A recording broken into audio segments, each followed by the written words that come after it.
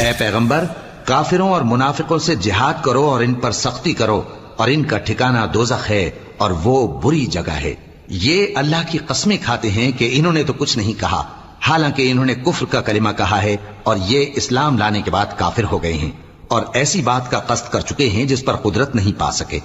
اور انہوں نے مسلمانوں میں عیب ہی کون سا دیکھا ہے سوائے اس کے کہ اللہ نے اپنے فضل سے اور اس کے پیغمبر نے اپنی مہربانی سے ان کو دولت مند کر دیا ہے۔ سو اگر یہ لوگ توبہ کر لیں تو ان کے حق میں بہتر ہوگا، اور اگر منہ پھیر لیں تو اللہ ان کو دنیا اور آخرت میں دکھ دینے والا عذاب دے گا، اور زمین میں ان کا کوئی دوست اور مددگار نہ ہوگا۔ اور ان میں بعض ایسے ہیں جنہوں نے اللہ سے عہد کیا تھا کہ اگر وہ ہم کو اپنی مہربانی سے مال عطا فرمائے گا تو ہم ضرور خیرات کیا کریں گے اور نیکوکاروں میں ہو جائیں گے، لیکن جب اللہ نے ان کو اپنے فضل سے مال دیا تو اس میں بخل کرنے لگے اور اپنے عہد سے روگردانی کر کے پھر بیٹھے، تو اللہ نے اس کا انجام یہ